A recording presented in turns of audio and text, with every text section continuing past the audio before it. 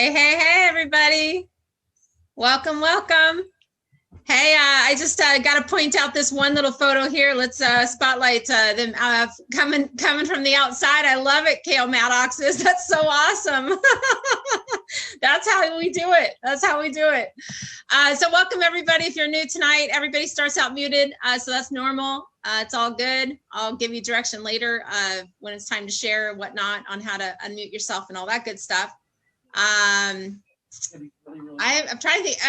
Let's talk about Mom's Group tomorrow. So if you haven't joined us already, every Wednesday morning at 11 a.m. we have Mom's Group. It's just via Zoom right now, and it's just a 1 hour coffee. We get together and have our coffee together, or tea, smoothie, whatever from your home.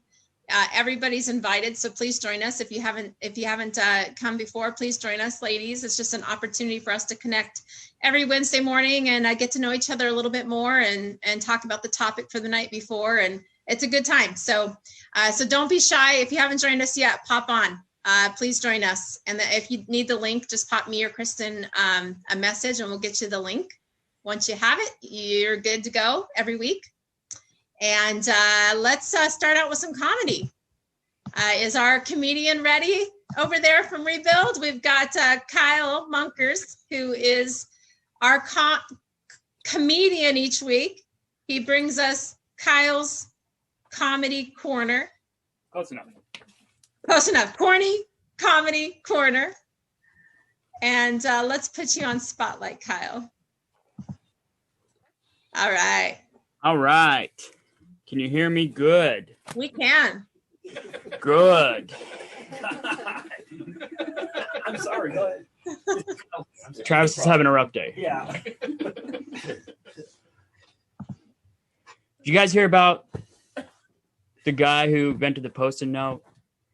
Well, he passed away, and we really thought he would stick around a lot longer.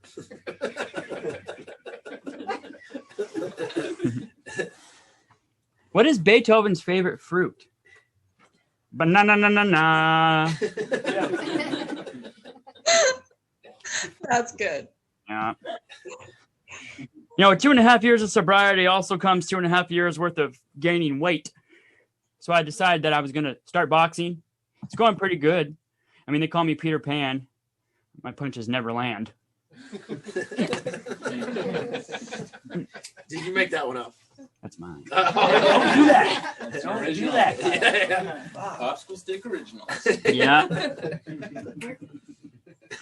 What do you call a bundle of hay inside of a church? Of Christian Bale. He was Batman. Yeah. Why aren't prisoners allowed to take their own mugshots? Because they don't allow cell fees. I like how you said sell.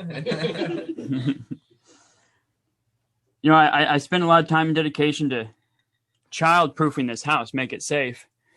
They keep showing up.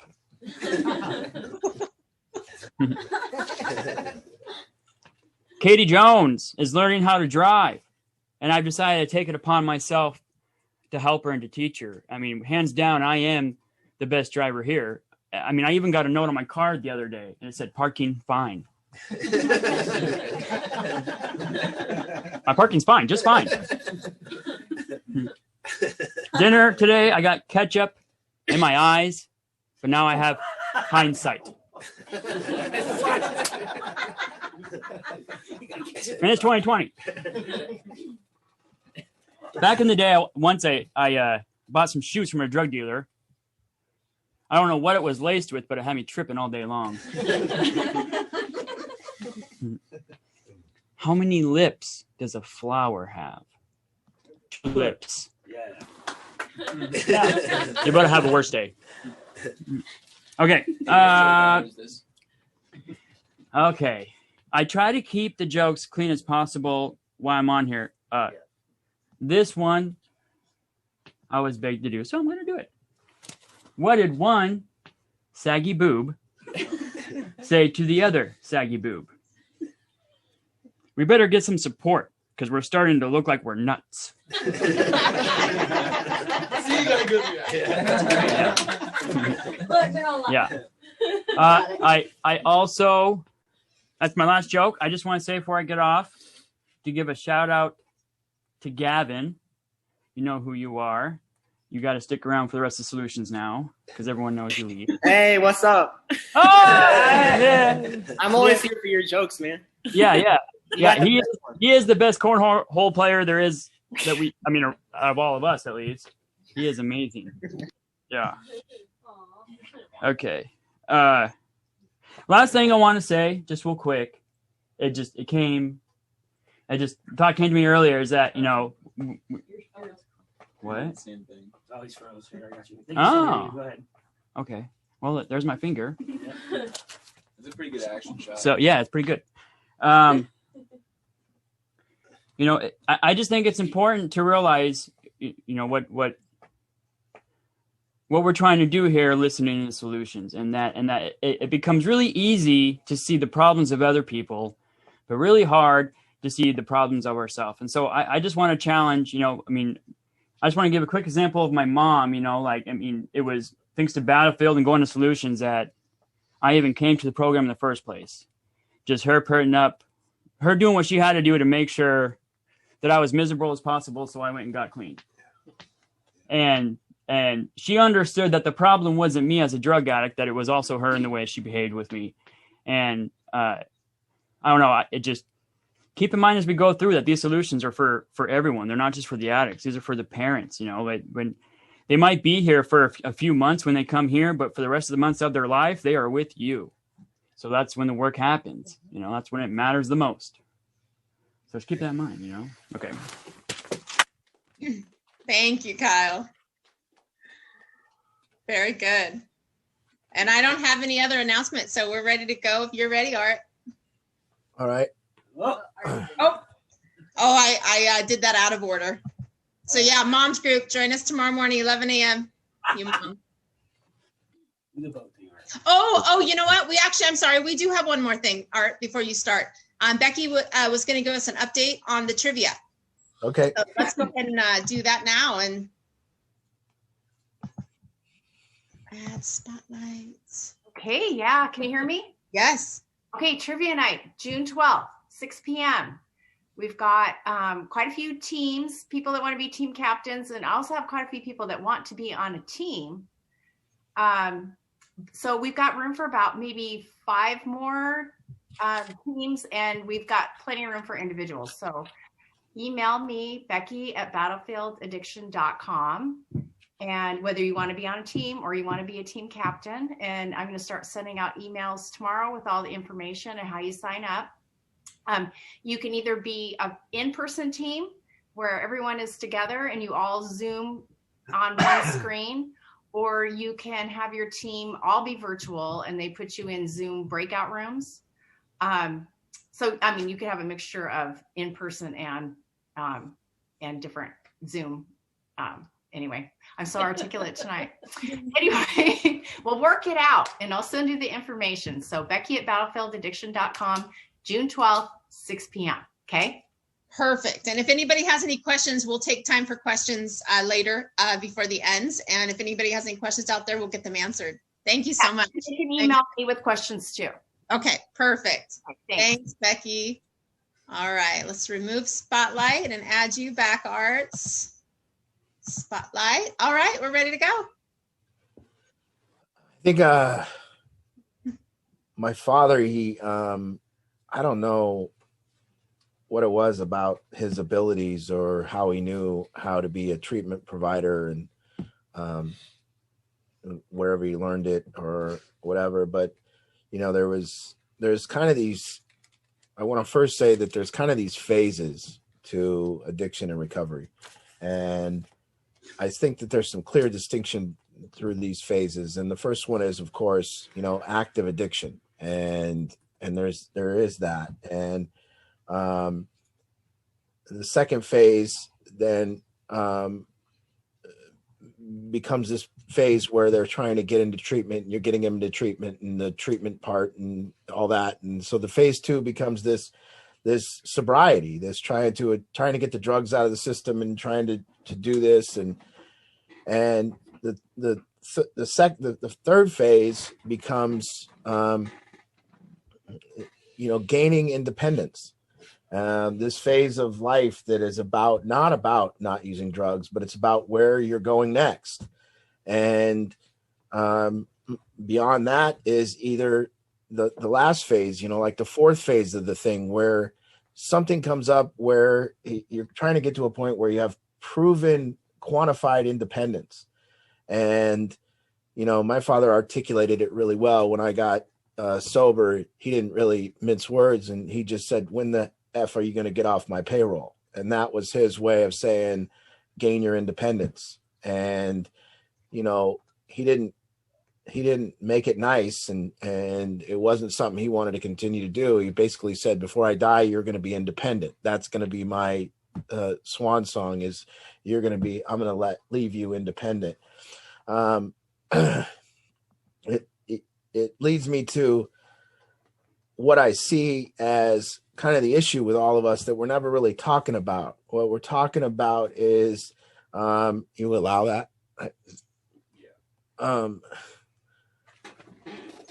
So what we're talking about is this weird world.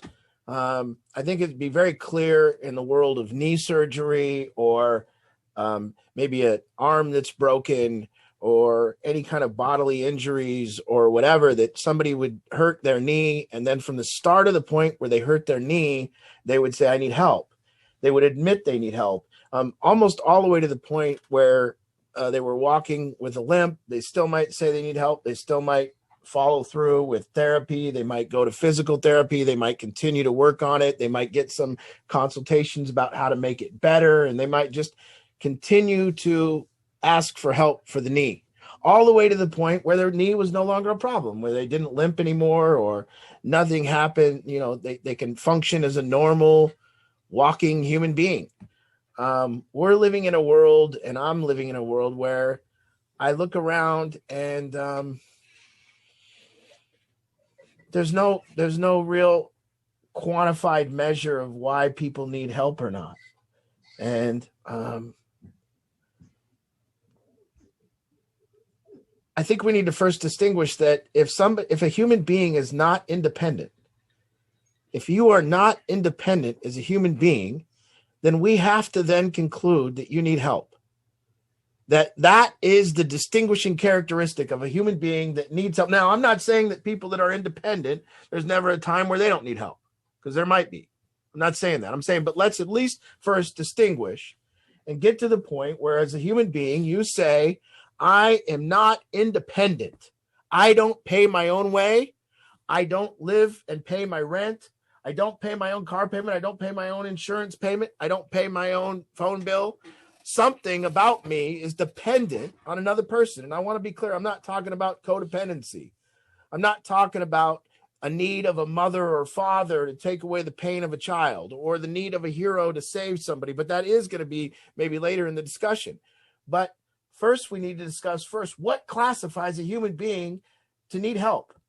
And I think the first indicator across the board that someone needs help is the lack of independence. So if somebody says, raise your hand if you're a human being, and you're not, I'm not telling you to do that right now, but somebody would say, I'm going to raise my hand in the world, and I'm going to say, I am not independent, therefore I need help.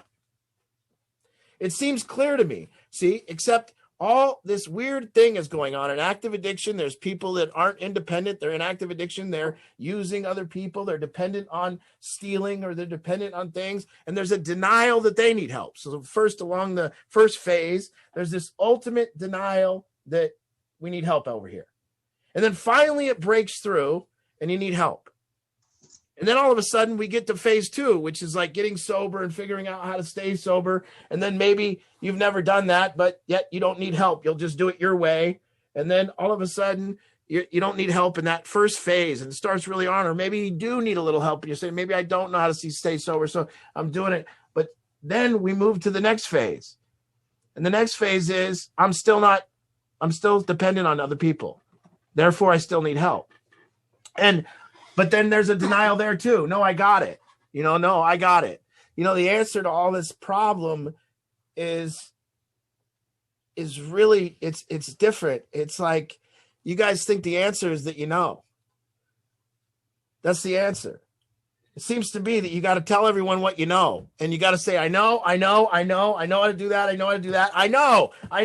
You know how to mow lawn? I know how to mow lawn. Do you know? Well, you don't. You don't even know what gas to put in there. Do you know how to do a roof? I know how to do a roof.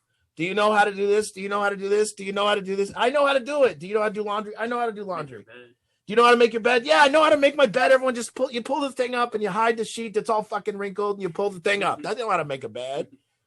And everybody's answer is, I know. I know how to make money. Well, do you have any? No. I know how to live independently. You ever done it? No. I know how to stay sober. You ever done it? No. And the answer to all this, the whole way out, the map, is these 3 words. I don't know. Now, if you can actually have what's from the time you raise your hand and say, on earth, I'm no longer independent. And I raise my hand. And I say, I'm not independent. I can't generally feed myself without EBT. I can't go to the store and buy my own groceries and seem to make it through the week without having to borrow money. I can't pay my own car bill. I can't pay my landlord on time every month. I'm not independent. Now keep your hand up. Now, if one could keep the humility all the way to the finish line. So the number one problem that I see is that the humility goes away without independence. My father used to say, you know, Art, if you put away $100 every check, you can save up money for a vacation. So you'd say, you save up money for this vacation. You put $100 every check away. And he goes, you'll get up to the point after 20 checks, you'll be at the point where you have $2,000 to go on a vacation. And then he always told me, I never did it, but then he always told me, he said, but then guess what? You won't want to spend that money on vacation. Mm-hmm. He said, you just won't. You won't want to spend that money on vacation. He said, you're going to want to save it because now you only have $2,000 and but you were saving for a vacation. But now what are you going to do? You're going to go on vacation. You're going to have no money. But what he was kind of saying, and what I'm saying is, don't spend your vacation money. So from the start of this thing, when you get to a point where you're not independent, until the point you reach independent. See, I would say keep the humility until the point where you reach independence. Stay humble until you reach independence. Stay humble. Stay, I don't know. Stay there. Say, I don't know until I reach independence. But then I'm going to suggest that once you get the house, the car, and everything, you won't want to take it back. You won't want to go on vacation. You'll want to stay with I don't know. See, it seems logical that you get to the point where you're dependent and then you can start telling everybody about themselves. You can start telling everybody what you know. And you start going on vacation again. But this is like a good life is if I can stay from the time I figured out that I lost my independence. It humbled me. I came to a point in my life where I looked around and it humbled me. I stopped telling everybody that I know everything. I stopped telling everything that I know and I started asking questions. I started getting to this point. The reason why this is coming up, guys, is because I'm here with these guys. And the biggest problem that I see that you guys all suffer from is the I know problem. It's the biggest problem we got here. Broke people saying, I know how to make money. People that can't stay sober saying, I know how to stay sober. People that don't own a home saying, I know how to buy a home. People that don't pay their car payment saying, I know how to get a car. And it's why. Then you look and you say, why? Why is this? Because from a young age, we learned in class to only be the person that raises our hand and say, I don't know. From a young age, we weren't taught in grade school to ask questions. We were taught that the cool person was the guy that had the answer, and then everybody just kind of honored him and worshiped him. Like, or they made fun of him. Oh, there's Arnold. That guy thinks he knows everything. And he knew the answer. We're all sitting there not knowing, but we don't want to ask questions because nobody wants to be stupid. Been watching these videos on what to do with my money. To my shock, I was watching it, and I'm getting my information from TikTok, by the way, lately. So that's where I get all my news is TikTok.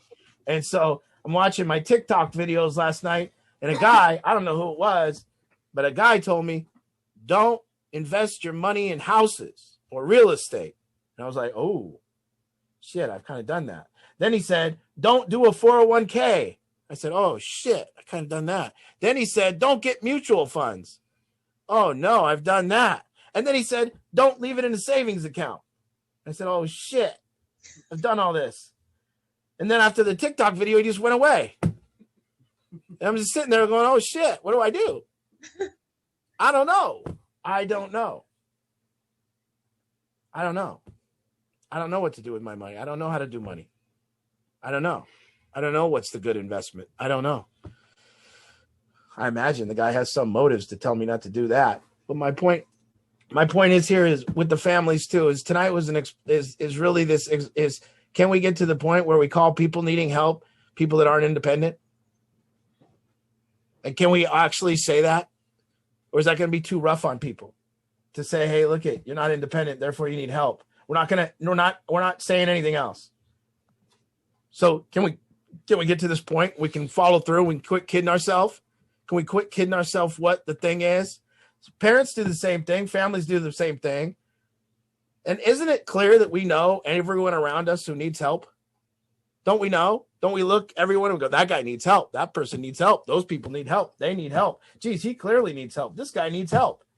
But it's never us.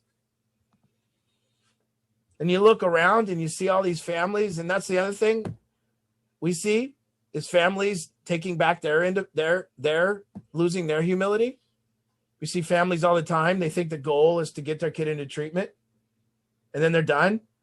They just say, we did our job, and they don't understand. And then they come in a month later and screw it all up.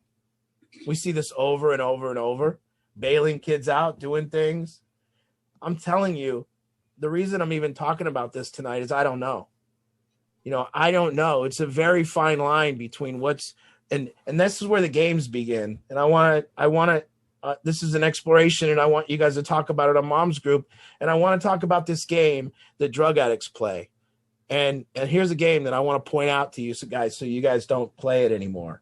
And the game is, I'm not independent. I don't need help. And then this game goes on, and there is this kind of forced thing where you do need help because you're not independent. And in fact, you are currently getting help. You are getting funded. Something is happening. Something is being paid for you because you're not independent. But you don't need help. And you got it. And we got to be clear. You don't got it. Not until you're independent. And don't just tell me you got independent and then tell everyone to F off. What I'm talking about with independence, I'm talking about proven independence. I'm talking about show me a year in an apartment that you paid for and stayed sober all year. Proven independence. That's the finish line. It's not 2 months and then tell everyone to screw off. And what I see a lot of the times is family members gathering around this drug addict in the time of their need. And then all of a sudden, when the next phase comes, when it's about the decisions in that person's life, where they're going to live, what if they're going to have a car, what they're going to spend their money on, what they're going to spend their time on. Then all of a sudden the drug addict don't need help no more while still being funded. And I think it's the first time really where people that aren't independent have a voice this loud. And I don't know if it's warranted. And I don't think, it used to be the way in old school AA, if you aren't independent, you need to be quiet, please. Listen up to the people that'll show you how to become independent. But if you're not independent, you rode here, got a ride here, well, let's just be quiet because you shouldn't be telling everybody the what for about everything. Figure that out first. And I think all the knowledge in the world is built up and everyone's smart. I get it. We're smart. Everyone can contribute. Everybody knows history. Everybody knows theories. Everybody can talk. There's value in the conversation. That's true. But let's start being real about what qualifies people. And let's say how much you would listen to somebody that wasn't independent yourself. How much do you listen to somebody who's not independent? How much do you listen to somebody who doesn't have their own place, who doesn't have a car? How much do you listen? Do you want your information from that person? So you look and you see it. And you see this weird thing. I want to talk about the deepest strategy that goes on now. Drug addicts need help, but they employ a strategy to look good, which says, I'm actually doing everyone else a favor by getting help. I'm doing everyone a favor by being here. You're all lucky that I've shown up to get this help that I guess I don't need. Although I don't pay for it, although I don't pay for myself and I can't buy my food. You're all lucky I'm here. You're welcome. And this real indignance about it, and not saying, thank God, man, I couldn't even feed myself. I couldn't even manage my own money. I don't have any money. I don't even know how to get from Everett to Tacoma. I don't know how to go to the store without getting loaded. Instead of saying that, it's, I got it. And then it's 3 weeks of sobriety and I know everything. And this is the phase of the most important phase of I don't know, is the phase of what path you're going to go on in your life. To say, I don't know about this path. I don't even know. I'm trying to find a path to my life. And I don't know. I don't know what that path is. I don't know. Not I got it. Like, I don't know. I don't know how to manage my money. Is that so hard to say? I'm not independent, therefore I must not know. And this thing that drug addicts then use, this sick, I call it almost, and it's a gross word, but I almost call it a molestation. It's, yes, I need help, but no, I won't admit it to you. I will make you pay for my help. I will keep around and prove to you need you, but I'll be indignant about it. And I'll make damn sure you suffer because I'm getting help. And if you push me too hard, I'll burn my own life down and kill myself. So there. Now, what do we do with that? And everyone here, if you're not independent, just ask yourself what happens tonight if everyone pulls their support. What happens to you if everyone pulls their support right now, tonight, and just says, F off? And I think that that's how it used to be. That's how it used to be, except addiction got normalized. And people were taught to be nice. And people were taught that it's not care. But I think what we're all doing here is we're dealing with two populations, the independent and the dependent. And as all of us independents now are walking the line of what's our responsibility and what isn't. What do I feel guilty for? You're suffering because you don't have that. Do I feel guilty because you need that? Do I tell you to screw off and get it yourself? Yeah, you don't have a phone. I know. That's because you're not independent. But why is it that we go to somebody else and say they must get it for us? There was a time I was in the motel over on, I was in the Motel 6, Midway going up the hill right before Pack Highway. It's over there on the left. I think it's a Motel 6. It was right by the old, right as you go up the hill. And you look on the left, there's a motel. Then you go underneath the overpass. Yeah. I was in that Motel 6, and it dawned on me for the first time. I was 37 years old, and it dawned on me, I'm in that motel, and it dawned on me that as long as I was in my condition, I was dependent. I was dependent, and somebody else would have to suffer. For the first time, it dawned on me, I didn't ever have it, that somebody else was going to have to pay the consequences if I were to continue to get high. And I go, somebody's gonna have to pay for this. I'm gonna have to steal. Somebody's gonna have to. And that was kind of, I remember that first time it came to me. A, I'm not independent. B, I need help. And then I was lucky enough that I had somebody I trusted that I kept it going to the finish line. You know, with my mother and with my father, I kept the humility all the way to the finish line, you know, until I made it. And then I lost it for a little while and said, I'm the greatest thing ever. And everyone, I know it all now. And then now things happen and you gain it back again. And so, you know, I look at everyone struggling and I want to be clear, you know, people that aren't independent need help. And the toughest thing that we're going to go about the business of doing is getting anyone to admit that. And then it's what kind of help? You know, whether that's buying a person's fish or teaching them to fish. And that's what we have to determine. When is it proper to just give somebody a fish? And when is it proper to teach them to fish? And we're all here doing that. So we're here as a kind of a whole group of families and a group of people talking about the fact that you're not independent.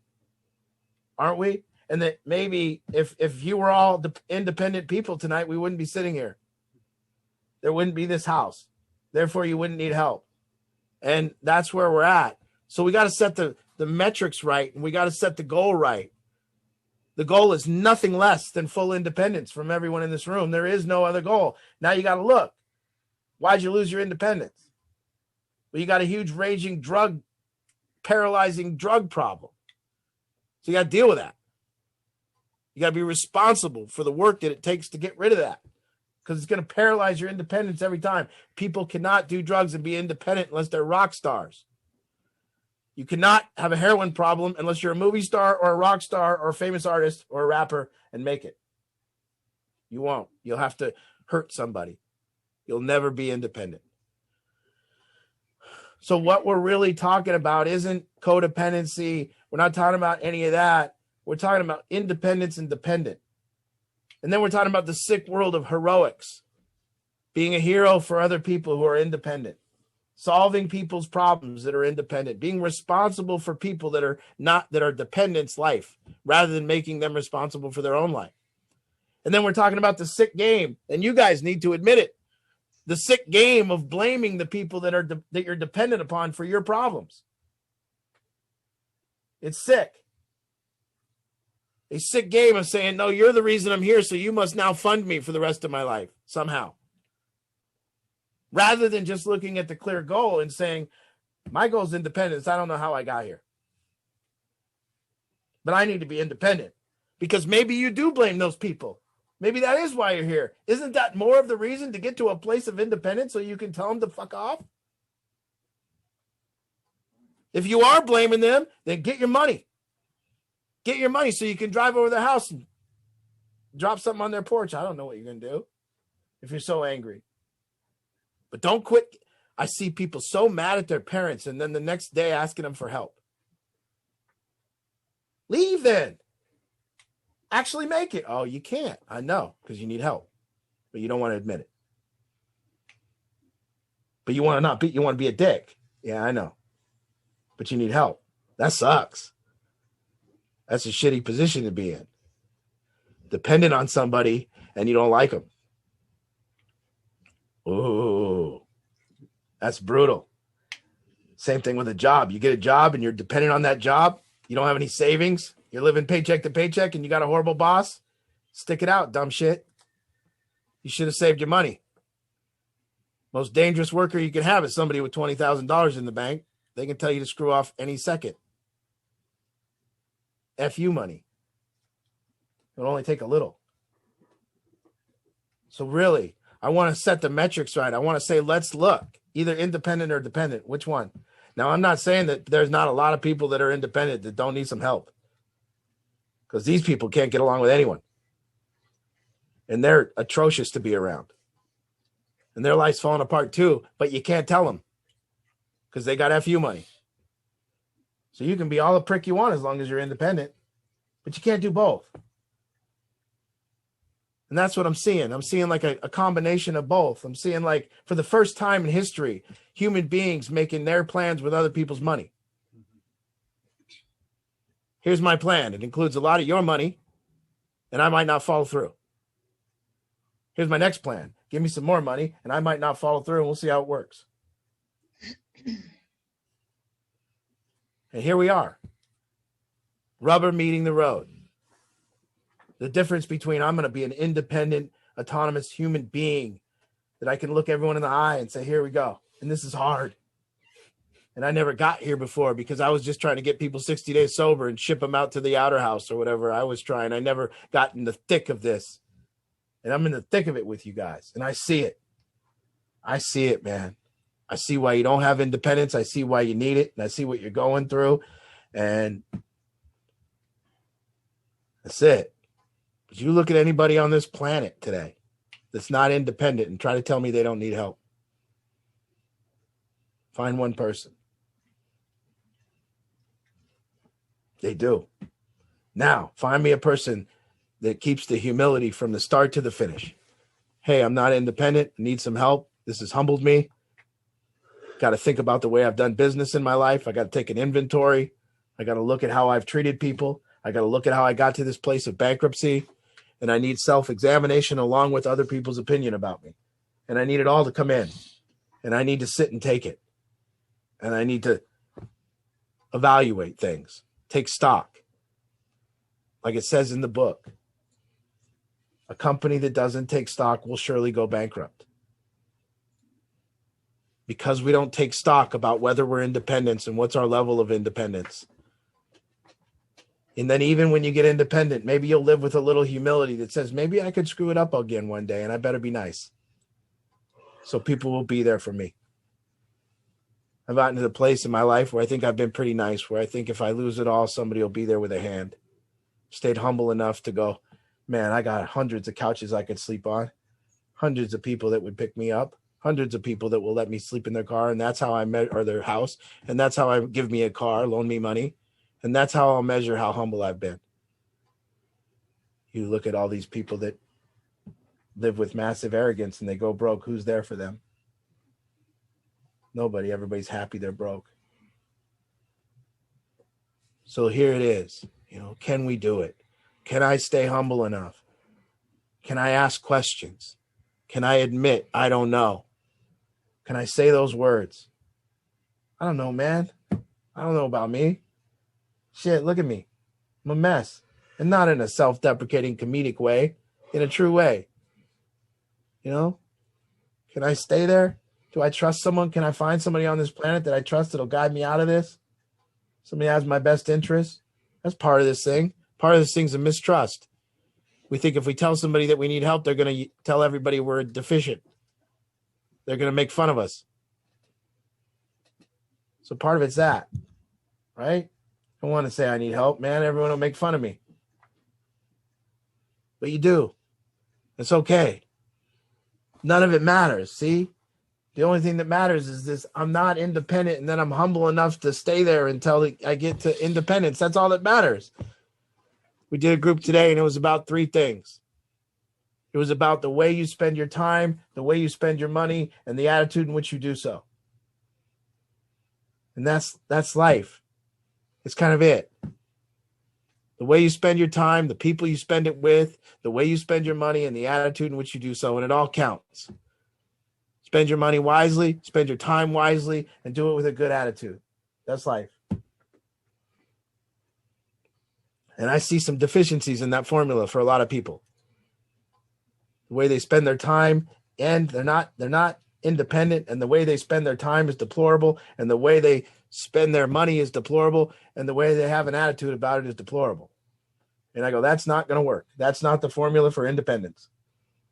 The formula for independence is when I'm dependent, I have a great attitude, I spend my time wisely, and I spend my money wisely, and I get to independence. That's the formula. So I think it's the struggle that we're all going for, this failure to launch thing. I'm in it now.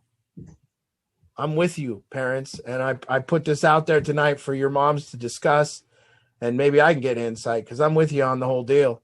I got people that have become dependent upon me in my life, and I don't know where the lines blur. I don't know where the lines are, and sometimes I don't know how to get those people back to dependency or back to independence either. And I don't know if I'm hurting or helping sometimes. I don't know. And there's a fine line between teaching lessons and being a dick. And you don't know which one you're doing sometimes. But let's clearly state the goal. And that is, I am not independent and I want to be. And what's the formula to get there? And I want to be independent for several reasons. I don't like people sometimes, and I want to tell them to F off when I'm ready to tell them to F off. I want to walk out of a house if I don't like the people in it. And I want to have somewhere to go. And I want to leave a job if I don't like the people there. I want to have somewhere to go. And I need that. And I just might want to get on a plane to Vegas on Friday. And I don't want to ask anyone for money, and I need that. So that's the kind of where we're at this week, is how you spend your time and how you spend your money or save your money, the attitude in which you do so, and the attitude in which you be in your relationships. And then this really blurred line between the relationship between a dependent and an independent. And the drug addict's marvelous skills at making the person that they're dependent upon feel shitty. It's a miraculous little skill that the drug addicts have created as a defense mechanism or something, but to make the person that they're dependent upon feel guilty. And it goes on and on and on. And there's a way of sitting out in front of your own house with a lighter saying, if you make me become independent, I will burn this house down. And it scares people.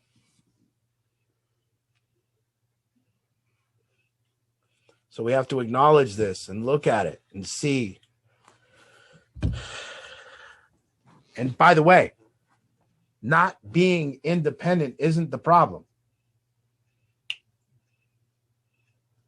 That's not the problem. It's the lack of humility when you're not independent. That's the problem. That's it. And that's all anybody wants. You know, if a horse gets caught up in barbed wire and it can't get out, it starts thrashing around. And all the rancher or the farmer or anyone needs the horse to do, that horse is dependent on the farmer getting him out. And all the farmer wants is the horse to sit still. That's all he needs. Sit still and admit you need help, horse. But instead, the horse thrashes around more and says, I got it. I got it. And then the barbed wire starts cutting the neck. He dies. You have to shoot it because the barbed wire is so wrapped up. And that's kind of you guys sometimes with I got it. I know. No, you don't. It's okay to say you don't. It's okay to admit that the most powerful words are I don't know. Way more powerful than I know. I know. To me, I know the way out for my money. If I'm going to do it, it's not in my head. If I'm going to be better with money, if I'm going to figure out how to retire, if I'm going to do these things, it's 3 words. And I'm going to have to find somebody that does, and I got to say the 3 words. I got to say, I don't know. And then somebody that knows is going to have to tell me. Because I don't know. But I ain't saying I got it. I'm saying I don't know. I hope I can run across somebody that can help me. Somebody that can show me what to put my money into that I can retire in 10 years. Somebody that show me what I could do. You know? All right. It's kind of my own therapy tonight. I'm ranting. I've been going through it here, trying to get everyone on the same page. So. And Travis dropped my boat. Travis dropped my boat today. Quiet. He told me he knew how to haul a boat, and he dropped it on the road, and he drug it, and it ruined his truck. Let's get Art muted here real quick. Okay. He said, I don't know. He said, no, I know. He's muted. He can't hear you guys. I learned how to tow a boat by trial and error. That's what happened. He said, I don't know. Yeah. Let's see the pictures, Travis. There. Let's unmute you here. Uh-huh. Okay. There's the boat on the ground. Okay. There's the boat on the ground. And now there's the truck. Yes. Yeah. Yes. You'll notice. Travis. Yes. Yes. Get the one with the cop. Oh, I don't. Jeff has that one. There's that. That's the best one. Yes. Oh, it's on the rebuild. Pull it off the thing. So, by the way, this conversation of Travis pulling my boat from Kent to military, the conversation was, Travis, do you know how to tow a boat? I got it. Yeah. I got it. I know. I got it. Exactly how it went. Exactly how it went. Are you sure? Yes, I got it. Okay. Oh no, there is a good one. Okay, here we go. The final. This is Travis's learning how to. This is how Travis learns how to tow a boat. Yes. I mean, most people would look it up, ask for help. Not Travis. Where'd it go? Okay.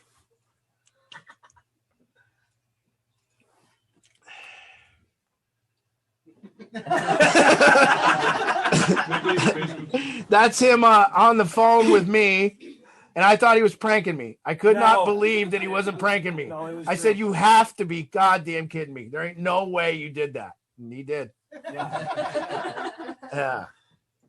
Yeah. The cop asked who I was on the phone with, and I said, oh, I'm I'm calling my boss to tell him I dropped his boat on the ground. And he goes, "Well, you need me to leave then. You're in enough trouble." Yeah. All right. Welcome, everyone. Let's get into it. I think this is a good topic for Mom's Group. So that's kind of what my thinking was.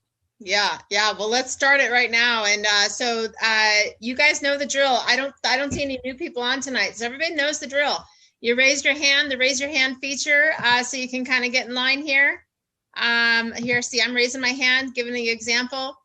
And then that will let me know that you guys want to say something. And this is open for any questions, any comments, any experiences, anybody going through it needs a coaching moment, all that. All truck damage donation, please help. So yeah, this is your opportunity. We've got lots of time to talk, and we sure love it when there's good conversation. So bring it.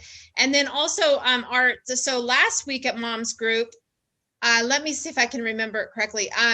So last week, one of the things that we and Stampalias are going to be first in line after this question. So one of the things I wanted to bring up was that some of the moms don't know how to share, don't know how to talk to their friends and family and actually come out and share that their kid's an addict because of the concern of the stigma. And I wanted for you to share your perspective on stigma. And then there was, Kristen Lindstrom might need to elaborate. The word dignity was used, and it was Kristen Lindstrom. And I don't really recall the context, but it was all kind of one topic that they wanted me to bring to you on Tuesday to share your perspective on. Kristen, do you recall? If let me get you unmuted, and then the Stampalias will be first after this, so no worries there. Do you recall? Just nod. Yeah, okay. Let me get you unmuted real quick, and if you can ask your question, and then we'll give Art an opportunity to. So Art, in the Quinones book, he's saying one of the problems is that people haven't been open about it, right? Mm-hmm. That was kind of one of his points. And then my question was,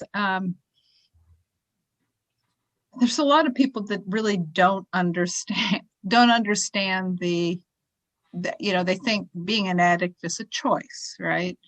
And there's that whole, and then some of the parent education things we've gone to have said, yeah, it's a addiction as they compare it to a disease of choice. Yeah.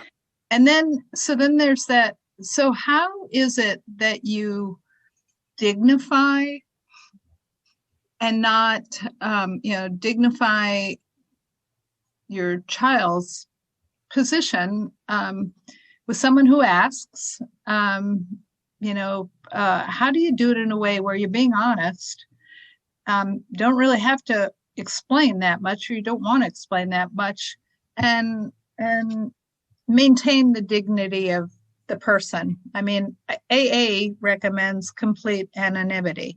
Quinones is sort of recommending something else, and I'm saying, okay, how do you do it? And well, let's be clear. I mean, let's first look at the generation when AA was recommending anonymity, and that generation was, hey, if a judge is needing and seeking help in a church basement, it'd be nice if everyone wouldn't out him that he was an alcoholic, and will throw out every case that he's ever went on. And if a doctor comes or a pilot comes or somebody comes, and that was a concern, that a senator or a pilot or somebody that could be ruined through it being known. And then how can we get these people some help where, and that's some of it. I don't know if that's all of it. I don't know historically. I'm not that great, but I think it's ridiculous. I think that you generally don't hear heroin addicts complaining about being stigmatized. It seems to be some other group that is formed to try to protect the weak, as if, I never heard a group of heroin addicts talk about stigma. I've never even heard a group of heroin addicts talking about needing clean injection sites.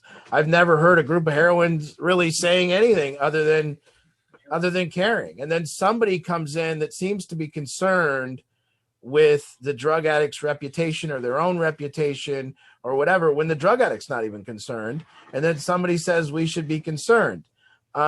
Stigmas are good in actuality. Smoking used to not have a stigma. You could smoke in a restaurant. Smoking has been stigmatized. You aren't very good person if you're smoking in a restaurant now. That's pretty good. McDonald's is getting a stigma. That's good. We can't just be saying McDonald's is a good place to go. It's not healthy. So it's got a stigma to it. Stigmas actually work. There used to be a stigma. I went to high school at Kent Meridian High School in 1992. There was a stigma on heroin addiction. If you were shooting heroin at Kent Meridian High School in 1992, we would have called you a junkie, a loser, and we would have kicked you out of our high school. Good news. Good news, because you are when you're doing that. I'm sorry. And so, different from maybe mental illness, whereas mental illness is not somebody's choice. If it is a choice, it's not anything. It's not an action, mental illness. It's not something we can curb without help. But I think stigmas are good. And I think what's happened in Seattle is it's become more acceptable to shoot heroin on the sidewalk than it has to smoke a cigarette. And I don't think anyone has a problem telling a smoker to get out of their face. Yeah. Why? Why doesn't anyone have a problem telling a smoker to get out of their face? Because people don't feel sympathetic to smokers. People don't feel like being heroic. So stigma has always been stated and said by somebody who wants to be heroic to an addict. Addicts don't need anyone's heroics. We don't need anyone to protect us. We're just fine. I don't think anyone's ever, they said, we don't need a stigma on homelessness. I've never had a kid come to me in shame that they've been homeless. Not one time. They're proud. They wear it as a badge of honor. I said, where were you last summer? They said, I've been homeless. And they're happy about it. Some even say when they haven't been. Yeah, some even say they've been homeless when they haven't been. So I'm not too understanding of what people mean about stigma. I don't get it. Yeah, are you going to say that, if you're sitting in a middle class dinner party and you say your kid's a heroin addict, is that going to bring heat? I don't know. Because maybe then the people at the dinner party go, "Oh, you bad parent and I'm a good parent." And they can F off.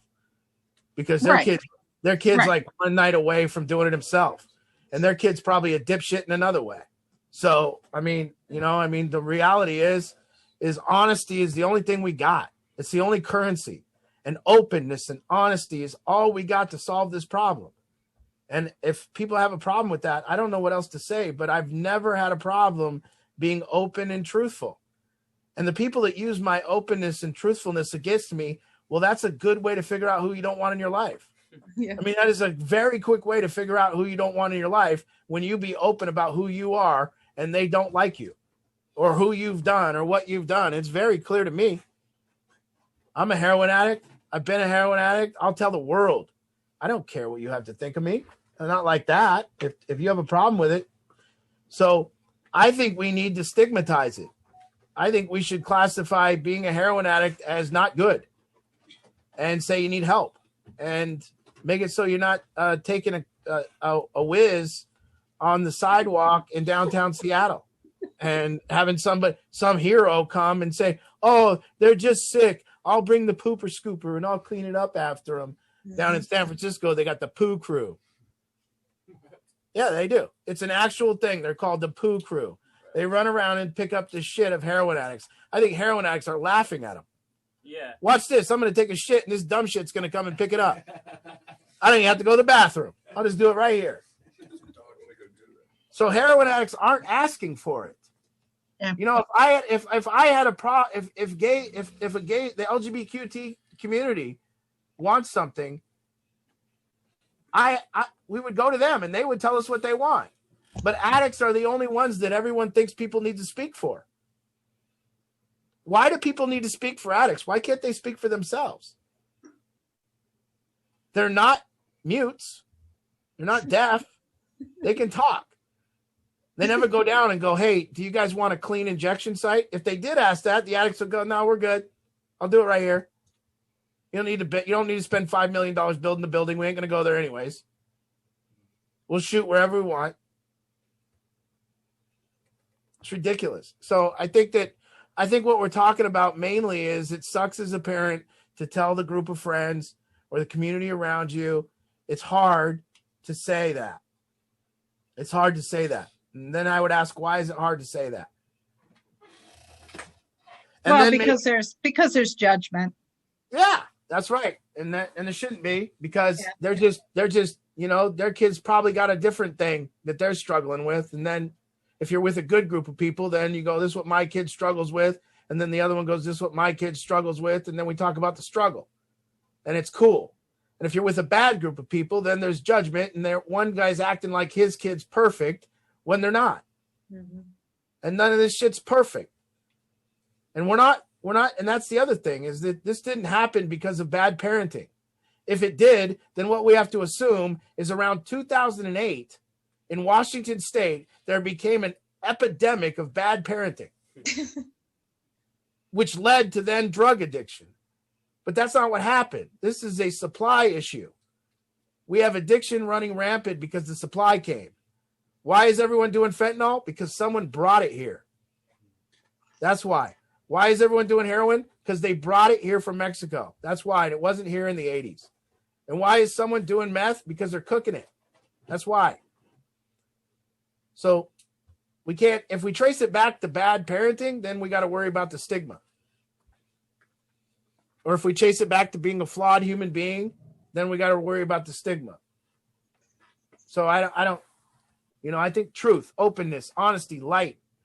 Addictions like gremlins. Don't pour water on them. Don't feed them after midnight, and don't let them sit in the darkness. That's right. Right. That's great. Thank you. I appreciate that. I think that's really helpful to all the moms. Don't worry about it. Say it to the moon. Just a quick story to end that.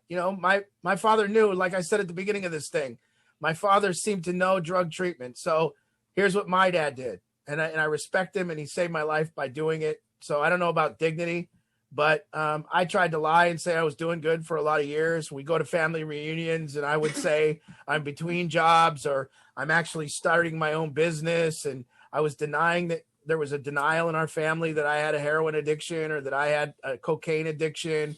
And I got to go to the family reunion and steal purses and go in the back room, and people left their purses out. So I'd go in the kitchen where the women left their purses, and I would rob them. And if my aunt stayed here for 2 weeks from Vegas, I would go in and she would leave her purse out, and I'd get her for about a couple hundred.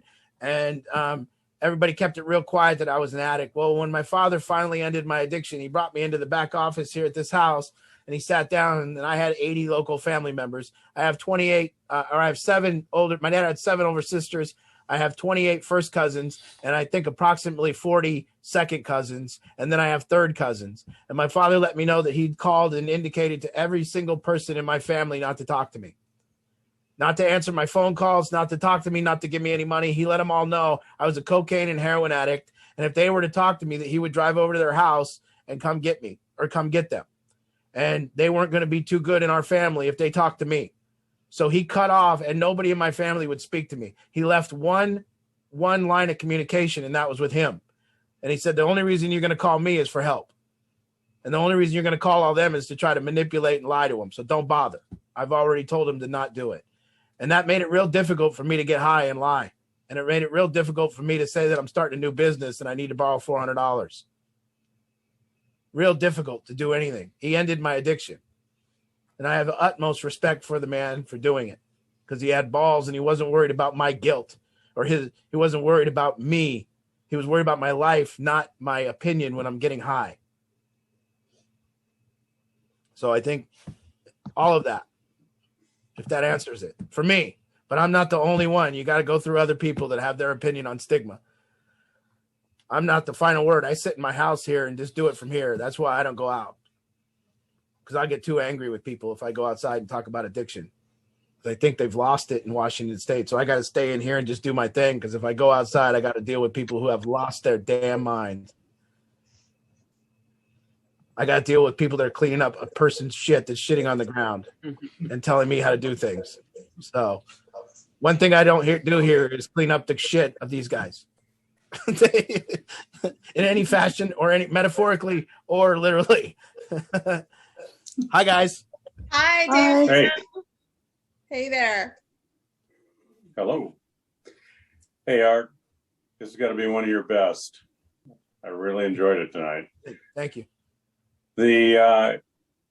What it triggered in my mind was, we talk about help, and going back, I'm talking, 2, 3, 4 months, it seemed like a lot of the discussions focused around different kinds of help, and I'll simply state it as good help and bad help. Mm-hmm.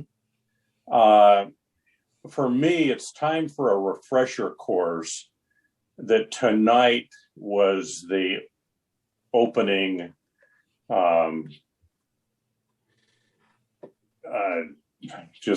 opening play for that to step into what I call a refresher course on this good help and bad help. Mm-hmm. Because I think what you talked about tonight and that issue, they go hand in hand, and they're really important. Yeah. I like to use outside down the street tonight, there's a young girl. She's pretty. She's about 24 years old. And the guys are down there playing basketball tonight, and they notice that she's got a flat tire. And she's attractive, of course. So as an attractive young woman, a lot easier to get your tire changed. Real easy. Somebody will come and do it. And so, the guys run over and they pump up her tire, and they take off the tire and they put the spare on there for her. And then they come back to the house and they leave, and the girl gave them their phone number. And so they said, "Oh, Art, we just helped this girl." And then I would say, "I don't know." And so now you find out that about 15 minutes after they helped her, what happened was she went down the street, and for years her father has been trying over and over to teach her to look at her tires before she drove. He's been begging her. He's been begging her to come out in the driveway and learn how to change a flat tire. He's been begging her to look at her tires and check her tire pressure. And he's been asking her for years, please, just check her. And she won't do it. And so now they changed her tire. They said she helped, and she got on 405, and the back right tire now is blown out. It's put her into a spin. The car's rolled over 3 times, and she's dead. But the guys are sitting in the house saying they helped her, because they're a hero. And that's the kind of good help, bad help. Am I a hero? When we're helping somebody, almost all the time when I'm helping somebody, it doesn't feel good. So if you want a refresher course on good help and bad help feels good for you. Look, you'll see. That made me feel real good. Good help is like, nah, man, I can't do that for you. Good help would be those guys actually facing up and telling that young lady to get out, change her own tire, teach her to do it, but she's not going to sleep with them then. You see? So they're screwed. So, you really see that. I think that there's a measurement of whether somebody's being helped or not, and that's whether their life is improving or not. And that's for me, in my experience, I'm like, well, am I helping people or not? And my one measurement is, does people's life improve when they're with me? Do they get better? And then therefore, am I a hero causing it to get better, or am I a teacher causing it to get better? Are they doing it on their own? And this is a great conversation because it's all mixed up and we don't know. And that's the untangling of this thing, to figure out what is good help and what is bad help. And I'm telling you, the line is so dangerously close that you can't see separation. You don't know. I think about some of the things you've talked about with respect to those folks, the addicts that are in the Seattle area, and they don't have to do anything for themselves because they got people provide. They can live wherever they want to live, or at least it seems like it. Yes. They provide them tents. They provide them sleeping bags. They wash their clothes. They food. They don't even have the addicts don't even have to go down to the mission to get food. They're bringing food to them now. Yeah. So they're going to start a toilet paper, a wiping program soon. We hear that the guys down in Seattle, they're not wiping anymore. So now a whole nonprofit is developed just simply that they're going to buy toilet paper and wipe ass down in Seattle. I mean, I'm really thinking it might go that far. It could. We want to make sure they got good hygiene. You got to make sure that they're not getting all kinds of ass diseases or whatever come about. So I think it's probably pretty prudent. I mean, you're going to want to make sure. And then somebody could have a job and they could be a hero. And then they could go and tell their friends at the dinner party that they wiped the asses of people in Seattle and it's a tough job. And, I mean. Anyway, I thought of the correlation between the discussion tonight and going back several months to when we were talking about health and what works and what doesn't work and where are we at right now. Yeah. Anyway, thanks a lot. It's a masterful game. It's ballet. It's so tedious and it's so distinguishing between when some, and actually to me it's like there's this thing again about when they actually need help they probably won't ask for it, and when they need help or when they actually need help they won't ask for it. When they're asking for it, then they're just wanting to manipulate you. So it's this weird game that, when they actually need help they'll probably not ask, and when they're asking for help they just need you to do something for them they should be doing for themselves. Yeah. Very rarely, I always get really excited because I do these solution groups and I'm waiting one day, there's going to be a kid and after solution group, he's going to raise his hand and he's going to say, Art, I have a question. Inevitably. And when he does that, he's going to be curious about something. And I'm waiting. It's been 10 years. But one day I'm going to do a solution group, and after solution group, they're going to raise their hand, or after one of my groups, and they're going to say, I am very curious about this topic. Enlighten me. And I'm going to be glowing. I'm going to sit here and do it. Instead, every solution group, somebody raises their hand and says, I have a question, Art. And we go up to my room and they get me in the back room and they say, can I borrow $20? Can I get my phone back early? Can you move me to a different room? Can you make it easier on my life? That's my question. And it's 100%. It's never, I'm curious and I want an answer about something I'm curious about. So, thanks. Well, one day it'll happen. Hey, Dave and Pan, can you lift up a little bit? Let's see your shirts. Battle tested. Having experienced and been toughened by battle. How's Chris doing? Well, we think he's doing pretty good. We were hoping he'd be on tonight. So I don't know. If they're going to get him on to solution group tonight, but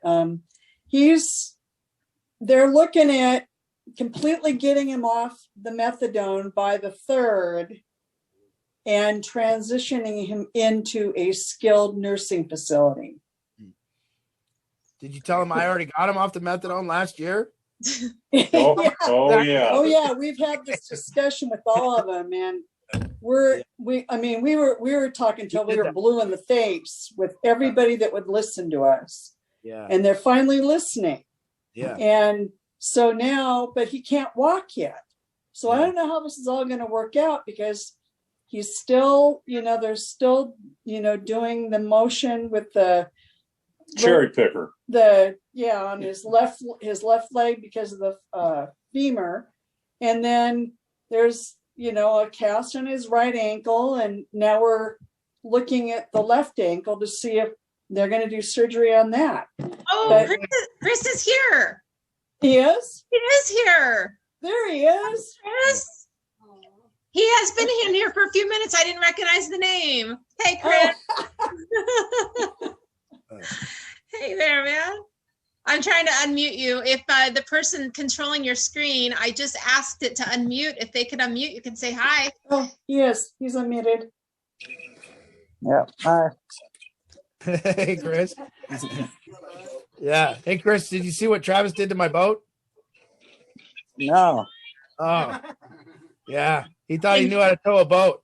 Turns out he didn't. Can you see that picture, Chris? Yeah. That happened today. Yeah. That happened earlier? Yes. Jesus. Yeah. Leave it to Travis. Yeah. I know. Doing too much. Yeah. Yeah. Always doing too much. Oh,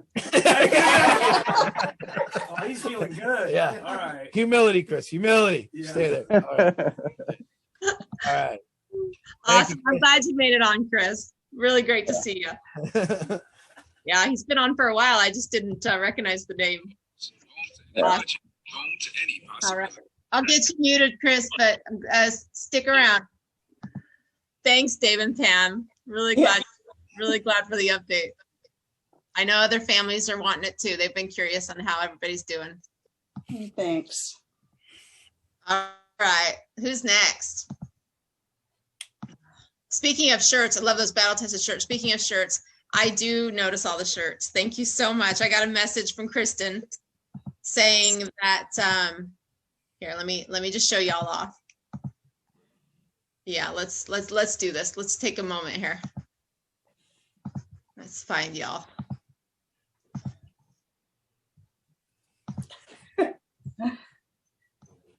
Hold on, it's gonna take me a minute here to go through all the screens. I got a message from Kristen a few minutes ago letting me know. Look at Jean's. Can you look at Jean's? She's got the old school one. Jean, she's got the original. There were so many more. Eileen. Okay, there we go. I know there's so many. It's once I start putting on Spotlight, it's hard to actually see. Angela Badalucco. There we go. It's making me warm inside. Jackie Hopkins. Jackie Hopkins, where are you at? I'm looking. There's so many screens. Sorry, there's Jackie. Okay, hold on. Thank you. Larry Pennington. Kristen made sure to point out that this is just in honor of my boy. And this week, 5 years ago, June 3rd, was when we lost Devin. And thank you. Candace, got you already. Thank you. There's so many of you out there with those shirts. I love it. By the way, Devin was our first I Got It guy. Yeah. He was tough. And Devin had a true case of pride. And he was prideful. And it was real pride. It wasn't like a game. He had so much pride. He just was this young kid that wanted to do everything himself. He wanted to prove that he could do everything on his own without anyone's assistance. And he always made it back to a certain point. He always skipped the recovery part and he went right on to the independence phase. He would totally skip that part and say, I got that. And then he would move right to this independence thing. And the first thing Devin would do is get himself a job in a car, and he would have that quick. And, he was just the ultimate, I don't need any help, I'm going to make it guy. And I don't know if I've had anyone as truly obstinate as him. It was just, he was so hard-headed, just would not listen to anything other than his way. And I don't think he ever even got to a point where he admitted where his way sucked at all. Even if he couldn't stop getting loaded, he still said, I'm not getting loaded. It was like, I remember one time we were talking to him and we go, Devin, you're high. And he goes, that was yesterday. I'm not high today. I don't need recovery. And it was all the way to the end. I got it. I know. And with him, it wasn't arrogance. It was just this boy that would not admit to the world that he didn't know. It was too scary for him or something. He had to know. He was proud. Is that not true, Ange? That's so true. Yeah. I couldn't help but see that just on your topic. It's absolutely true. Yeah. And that's why, you know, we've learned a little bit better at getting into people and helping them see that they don't got it. But I don't think the addicts have changed very much. We've just gotten a little bit better at showing people they don't got it. And we were a little argumentative with Devin, and I always wish I had another shot. And, you know, but that was, you know, we talk all the time about how we wouldn't lose him in this day and age. We would have kept him around. Mm-hmm. Yeah, he would be 28. He'd be 29 this year. And I just know, I know he would have gotten it. I've seen way too many people to make it to not know that he would have gotten it. Yeah. But thank you so much for honoring my boy and seeing all those shirts. I did even before Kristen's message, I did know. I could tell. I could tell by seeing so many people wear it. So I did know. Thank you. Thank you so much. It means the world. It means the world that he's remembered, and the story of the Bullshit Hugs is remembered. It will always mean so much. So thank you. Who's next? How many minutes? We've got 9 minutes left. All right. All right. Penningtons, let's get you unmuted. Hello. Hi. So, as a parent, I think one of the hard things for us to do is say we don't know and we don't know how to do this. I know that I think we've all talked about that before. I mean, and there's the hero moment, and then there's the teacher. So, I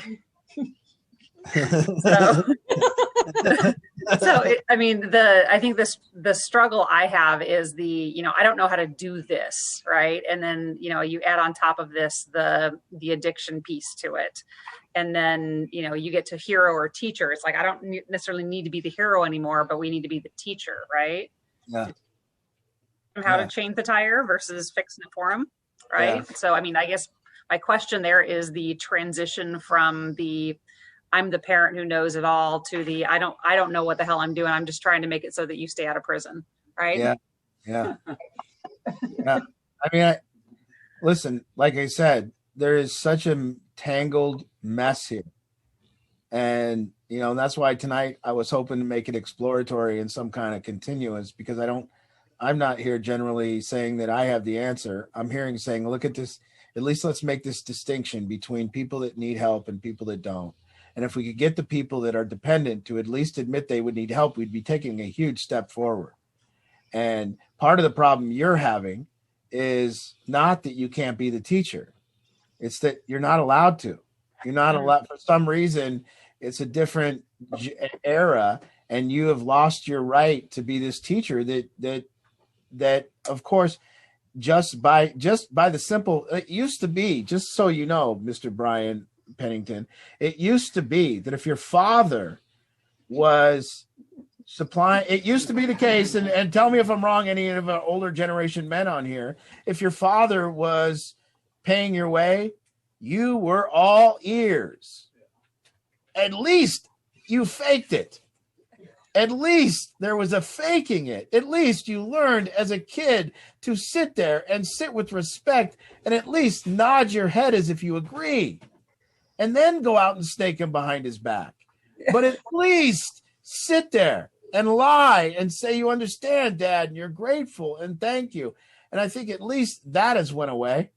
And, so there's a tangled mess here between, yes, it should be, you should be the teacher.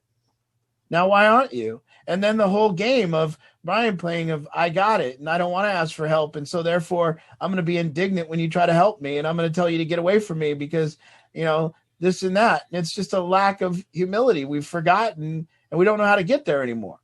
And then it's this, yes, I need you to pay for my car, but no, and one, I need you to pay for my car. Fact A, fact B, you're stupid. It is incredible. There's no, and independence doesn't seem to qualify as a thing that's respected or admired anymore. And I think that's what I kind of wanted to show. Let's admire at least independent people right now. let's look at them, respect them, admire them, and say, hey, they're doing something right. They pay their own way. They pay their taxes. They're not getting money from the government. You know, I did a group today just about stimulus checks. And I said, they don't give us one as responsible people. They don't give you one. You know why? Because they know you won't spend it. They give stimulus people they give it to the suckers. I mean, really, we spend it on discretionary shit that we shouldn't be spending it on. In fact, the people that are getting the stimulus check should be saving them. This population here, and I'm not saying everyone, don't cancel me because I said you're a sucker for your stimulus check. But go ahead and look at what you spent it on. And they're not going to give it to you, Sherry, because you're not going to spend it. And just this idea that you know, even Jeff Bezos knows who's independent and who's not. And he targets the people. He doesn't target the independent people. He targets the dependent people. I see more dependent people ordering beanies on Amazon than anyone else. And so, you know, we're just in this weird world where independence isn't respected and paying your own way isn't admired anymore. It's not honorable. For some reason, it's not honorable. It's almost like more honor in figuring out how to screw the government over and get more stimulus money. You know, and it used to be, I remember my father telling me he would never take unemployment. He said that. I would never take unemployment. Now it's like pride. Everyone's on it. When I found out if you're 18, you can go right into the Social Security office, never having looked for a job, never done anything. At 18 years old, you can automatically go get $200 worth of food stamps every month right now in our state without even a question. I think that's deplorable. I think why? And I just think that, you know, we're not honoring it. And so for you and Brian needs to respect the people that are independent just for the fact that they're independent and listen. And then, yeah, there might be people that are independent that just got such a shitty attitude that you can't be around them and you can't respect them. That's true. But, you know, I think that we need to honor it. We need to go, geez, it's kind of hard to be an independent person anymore. That's kind of an achievement just in its own right. And it's not easy. And stimulus money is important because it's not easy right now. Listen, I was 18 years old or 20 years old. I made $18 an hour working at the McDonald's bun plant in Sumner. Well, back then I made $18 an hour, but you could get an apartment, 2-bedroom for $700. You can get you could get a car for $150 a month, and then insurance was about $80 a month, and you didn't even have a cell phone back then. You just had a landline. So you could get all in with a furnished apartment, all your bills paid, a car. You could get all in and be independent with $1,100 a month, and you could make $2,000 a month and save $900 a month. Now people making $18 an hour don't have a shot, and so it's even more of an achievement to say, "Hey, I need to figure this out. I need to work on this thing." And so, you know, that's part of this is we're trying to figure out how to be powerful. Like Sherry, you're trying to figure out how to be powerful and teach somebody that doesn't have somebody and gain this power to teach somebody that doesn't want to be teaching. Isn't that what we're really talking about? What we're really teaching is how do I teach my dependent to be independent when they don't want to listen to me, when they're dependent upon me. Yeah, that's what we're talking about tonight. Yeah, and I think part of the question is like in business, there's a little bit of the, you know, if you show any weakness, if you show that, say that I don't know, sometimes people see that as weakness, and I don't necessarily see that as weakness, but you know. No, it's not. Yeah. My one boss taught me a long time ago. He goes, every time you're sitting in a room, Art, you always got to raise your hand and tell everybody what you know. And I did, and I still probably do. And he goes, you know that the guy in the room, that's the smartest guy in the room, he's the one guy that asked the question, and he's the leader. He always said the leader just is the guy that asks the question and then listens to everybody tell him what they know, and then he computes it all and comes up with an answer. But he already knew the answer. He just wanted to look, you know. So, you know, the guy that goes, hey, how should we do this? He already knows how to do this. He's just asking the question. And my boss taught me that was what the leader was. Because then what happens is, you know why he did it? And this is another, he said to me like this, I got 2 coworkers. We were equal in our shifts. we each had day shift, night shift, swing shift. So one of us each did one shift, and we did the same job, exact job. And then us three and my boss would be in the room, and my boss would go, hey, any of you guys know how we solve the waste problem? And then here I would go, I do. And then he would go, okay, Art, get on it. And then I would go have more work than the other two. I'd be solving the waste problem plus doing my job. And then I would be like, damn, I'm doing a lot of work. Why don't I? And then my boss goes, listen to me. He goes, watch this. Next time I ask the question, how do we solve this problem? I want you to sit back and wait. And then all of a sudden, I sat back. He goes, how do we solve the sticker problem on the jars? And I sat back and I went, and I didn't say nothing. And then this dipshit that I was working with, Cliff, he's this big fat guy, Cliff. He never did no work. Cliff raised his hand. I know how to solve it. And then all of a sudden, Cliff had to solve the sticker problem. And I sat back and I was like, just watching Cliff do all this extra work. And my boss was like, that's leadership. You sit there and ask the questions. Some dipshit goes and does it. And I went, wow, this works. So then I learned it. And so now I just sit in a chair.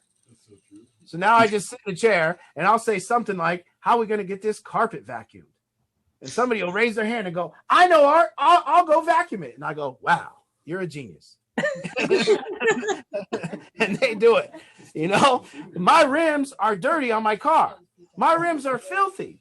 My rims are so dirty on my car. I just don't know how I'm going to get them clean. Oh, Art, I'm really good at cleaning rims. I know how to clean rims. Well, shit, my man.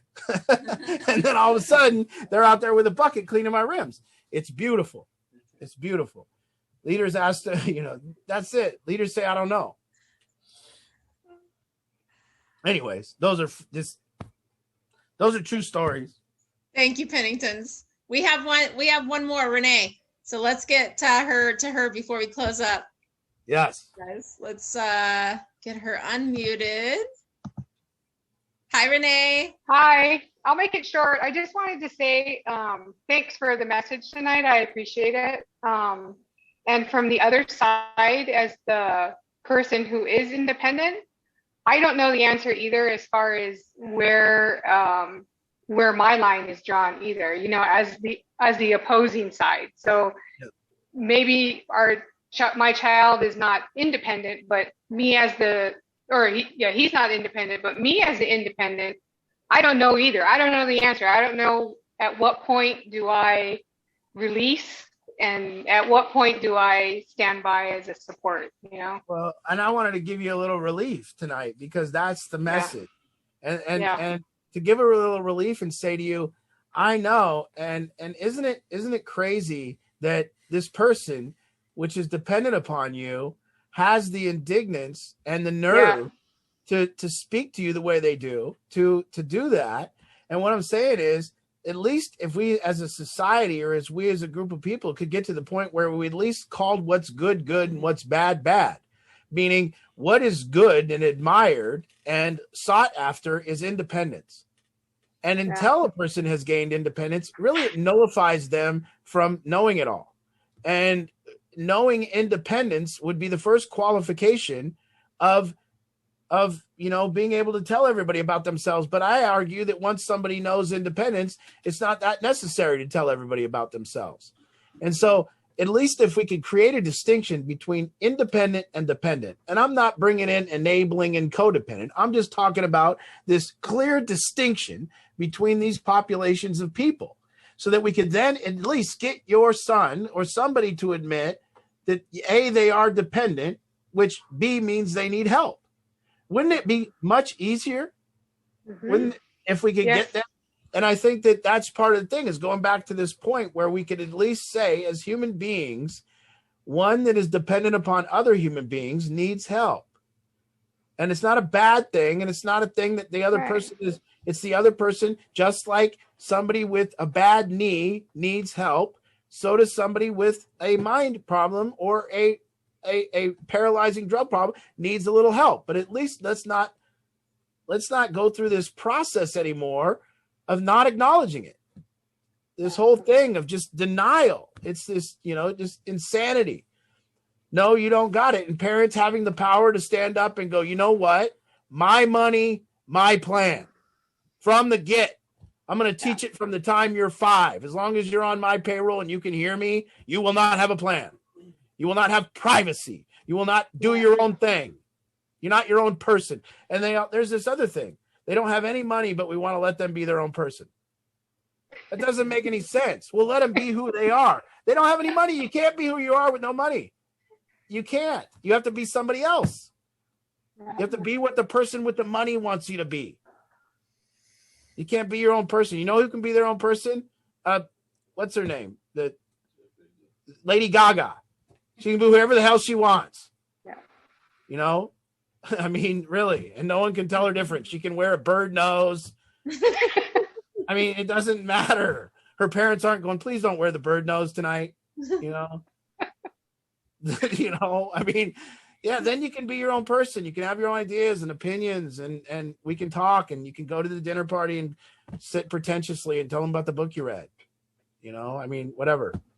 Have a cigar. My nephew, another one. I got to tell you, it never stops. My nephew says him and his friends, it's during COVID. I go, what do you do? And he goes, my nephew said he's in a book club.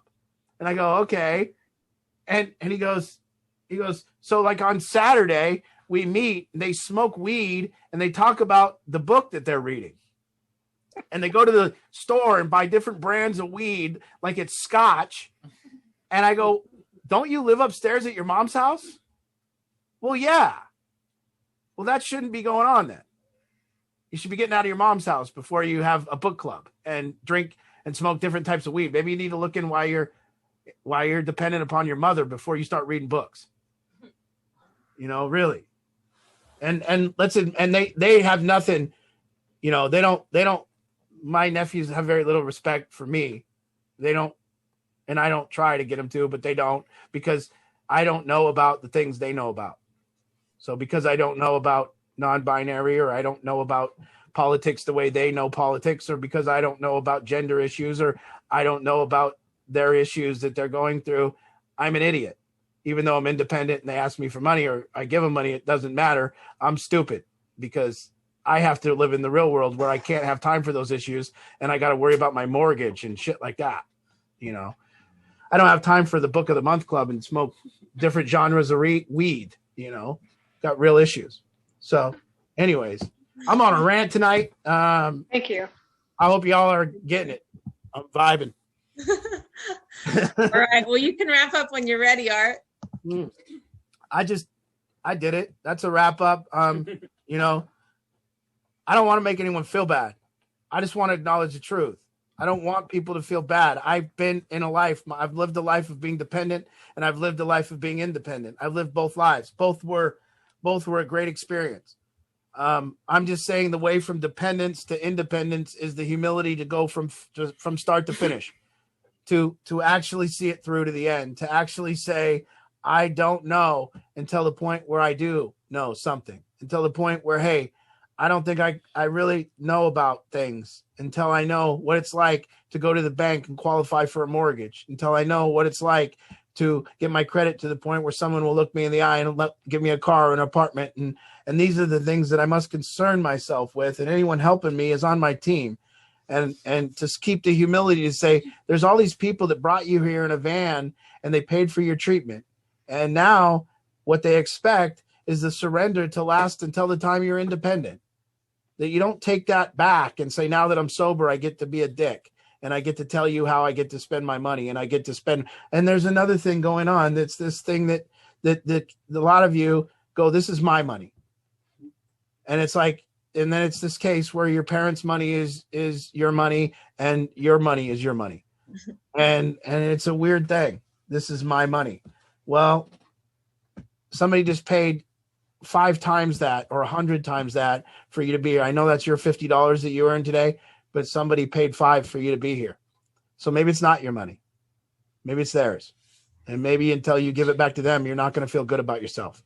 And maybe we stop the discretionary, wasteful spending, or the non-discretionary, what do we go, the wasteful spending on things that thing. And then that's the closer, is that this week for us, and I hope it's for us, is about how I spend my time how I handle my money and my responsibilities and the attitude in which I do it with. And all three need to be good, and all three are important.